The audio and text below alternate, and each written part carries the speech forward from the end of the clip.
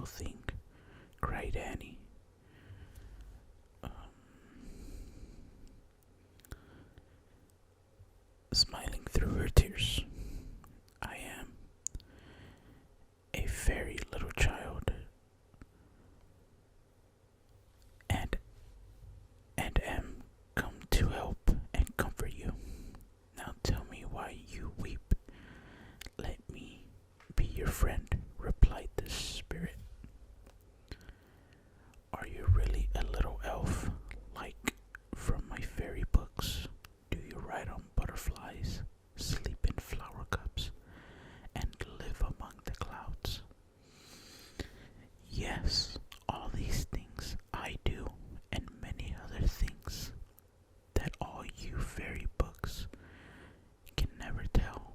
But now, dear Annie, said the fairy, tell me why I found no sunshine on your face. Why are these great drops shining on the flowers? And why do you sit alone when the animals are calling you to play? Ah, you will not love me any more if I would tell you all, said Annie, while the tears began to fall again. I am not happy, for I am not good. How will I learn to be a patient, gentle child? Good little fairy, will you teach me how? I will help you, Annie, if you truly wish to be a happy child. You have to make your heart a home for gentle feelings and happy thoughts. The task is hard, but I will give this fairy flower to help and counsel you. I will place it in your heart so no hand can take it from you until I undo the spell that holds it there. Then the elf showed her a flower. This is a fairy flower, said the elf, invisible to everyone's eye but yours. Now listen while I tell its power, Annie. When your heart is filled with loving thoughts, when some kindly deed has been done, some duty well performed, then from the flower there will arise the sweetest, softest fragrance to reward and gladden you. But when a unkind word is on your lips, when a selfish, angry feeling rises in your heart, or any unkind, cruel deed is to be done, then will you hear the soft, low chime of the flower bell. Listen to its warning. Let the word remain unspoken, the deed undone, and in the quiet joy of your own heart and the magic perfume of your blossom flower, you will find a sweet reward. Oh, kind and generous fairy, how can I ever thank you for this lovely gift? Cried Annie. I will be true and listen to my little bell whenever it may ring, but I will never see you again. I cannot stay, little Annie, said the elf, but when another spring comes around, I shall be here again to see how well the fairy gift has done its work. And now, farewell, dear child. Be faithful to yourself, and the magic flower will never fade. Then the gentle fairy folded her little arms around Annie's neck, laid a soft kiss on her cheek, and spreading wide her shining wings, flew among the white clouds floating in the sky. The pleasant days of spring and summer passed away, and in little Annie's garden autumn flowers were blooming everywhere, with each day's sun and dew growing still more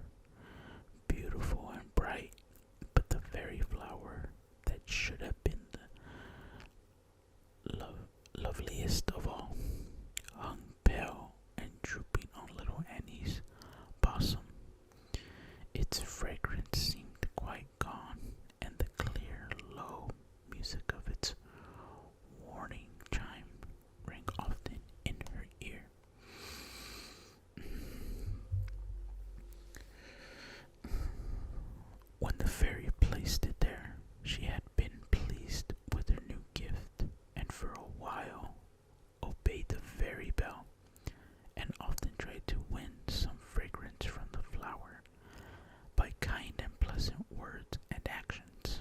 Then, as the fairy said, she found a sweet reward in the strange, soft perfume of the magic blossom. But selfish thoughts would come to tempt her. She would yield, and unkind words fell from her lips.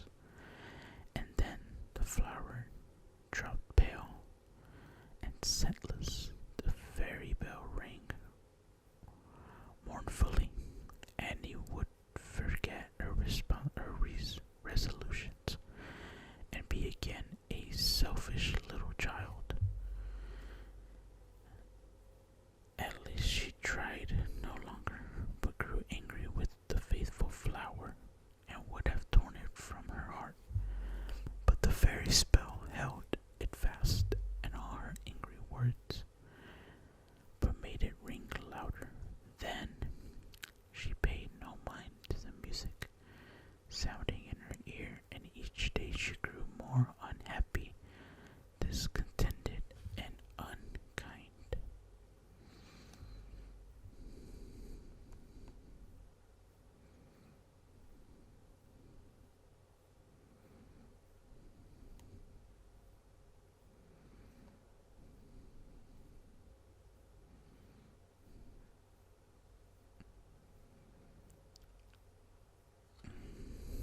Sorry, okay. One sunny morning, when the fresh, cool winds were blooming, and not a cloud was in the sky, little Annie walked among her flowers, looking carefully into each, hoping to find the fairy who alone could take the magic blossom from her heart. But she lifted up their drooping leaves, peeped into the dewy cups in vain. No little elf lay hidden there, and she turned sadly from them all, saying, I will go out into the fields and woods and seek her there. I will not listen to this tiresome music any more, nor wear this withered flower longer. So out into the fields she went, where the long grass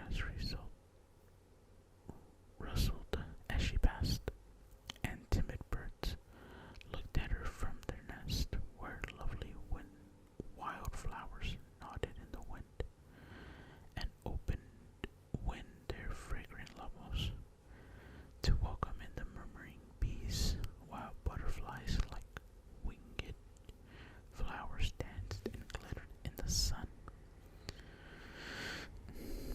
Little Annie looked, searched, and asked them all if anyone could tell her of the fairy whom she'd sought. But the birds looked wonderingly at her with their soft, bright eyes and sang on. The flowers nodded wisely on their stems, but did not speak, while butterfly and the bee buzzed and fluttered away, one far too busy, the other too idle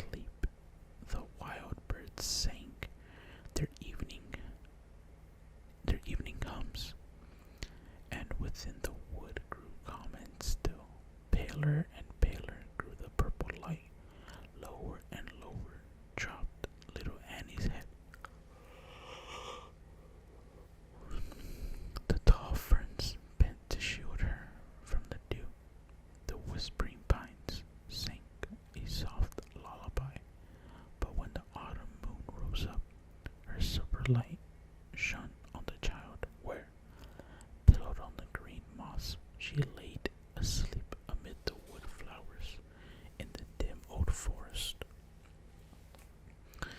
And all night long beside her stood the fairy she had sought, and by elfin spell and charm sent to the sleeping child this dream. Little Annie dreamed she sat in her own garden, as she had often sat before, with angry feelings in her heart, and unkind words of her lips. The magic flower was ringing its soft warning, but she paid no mind to anything except to her own troubled thoughts, when suddenly a low voice whispered in her ear.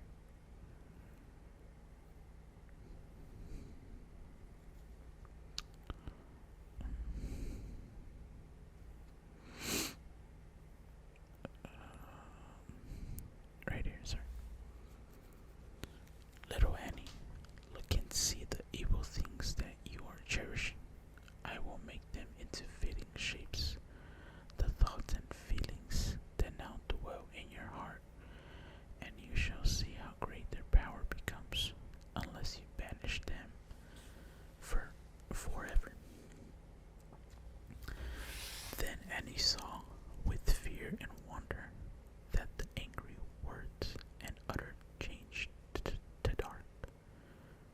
Oh, that the angry words she uttered changed to dark.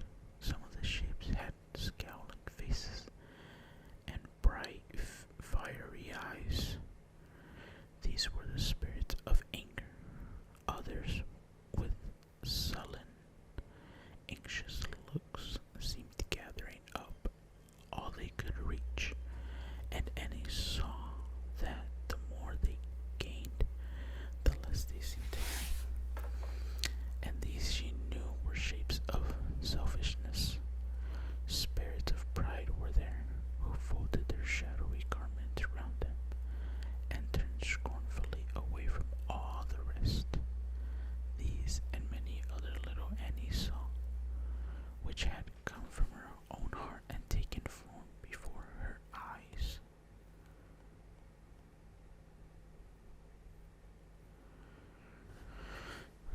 When first she saw them, they were small and weak, but as she looked, they seemed to grow and gather strength, and each gained a strange power over her. She could not drive them from her sight, and then grew stronger, darker, and more unlovely to her eyes. They seemed to cast black shadows over all around, to dim the sunshine, blight the flowers, and drive away all bright and lovely things, while rising slowly round her Annie's high, dark wall that seemed to shut out everything she loved. She dared not to move or speak, but with a strange fear at her heart, sat watching the dim shapes that hovered round her. Higher and higher rose the shadowy wall. Slowly, the flower near her died. Oh goodness. The sunlight faded, but at the last they both were gone, and left her all alone behind the gloomy wall. Then the spirits gathered around her, whispering strange things in her ear, bidding her obey, for by her own will she had yielded up her heart to be their home, and she was now their slave. Then she could hear no more, but sinking among the withered flowers, wept sad and bitter tears for her lost liberty and joy. Then through the gloom there shone a faint soft light, and in her heart she saw her fairy flower. Clearer and brighter grew the radiant light, till the evil spirits turned away to the dark shadow of the wall and left the child alone.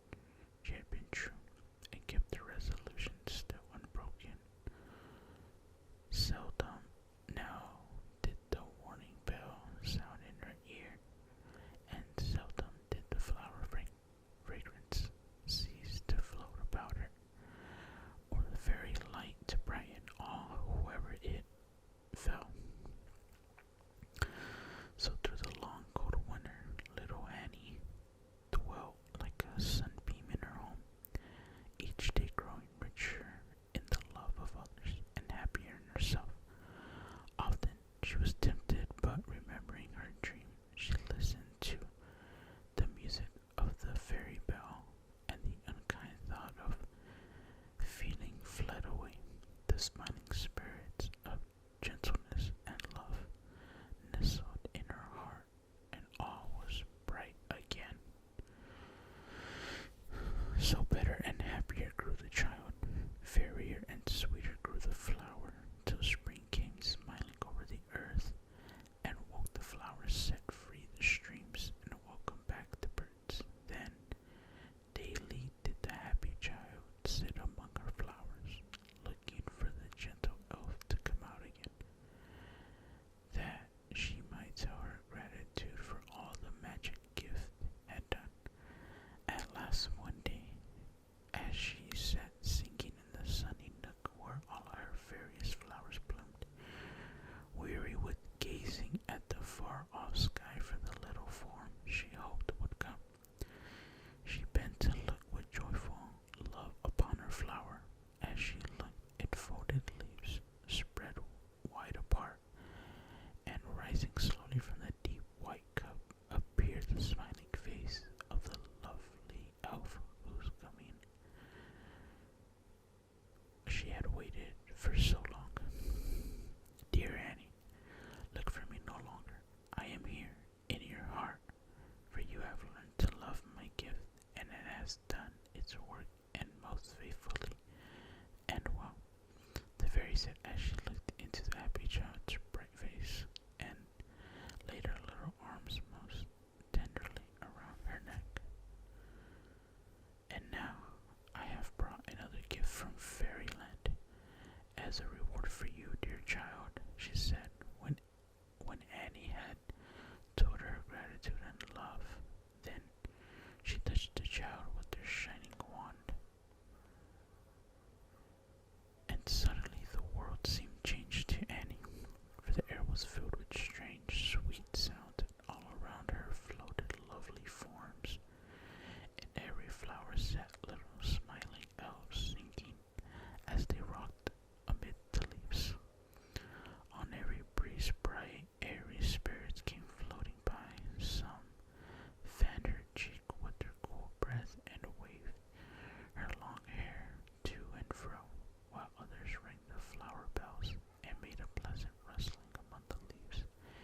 In the fountain where the water danced and sparkled in the sun, astride of every drop, she saw merry little spirits, who plashed and floated in the clear, cool waves. The tall trees, as their branches rustled in the wind, sang a low, dreary song, while the waving grass was filled with little voices she had never heard before. Butterflies whispered lovely tales in her ear, and birds sang cheerful songs in a sweet language she had never understood before. Earth and air seemed filled with beauty and with music she had never dreamed of until now. Tell me what it means, dear fairy. Is it another and lovelier dream, or is the earth in truth as so beautiful as this? She cried, looking with wondering joy upon the elf who lay in the forest in her heart. Yes, it is true, dear child, replied the fairy, and few of the mortals to whom give the lovely gift. What to you is now so full of music and light, to others is but pleasant summer world. They never know the language of butterfly or bird or flower, and they are blind to all that I have given you the power to see. These very things are your friends and playmates now, and they will teach you many pleasant lessons and give you many happy hours, while the garden where you once sat, weeping sad and bitter tears, is now brightened by your own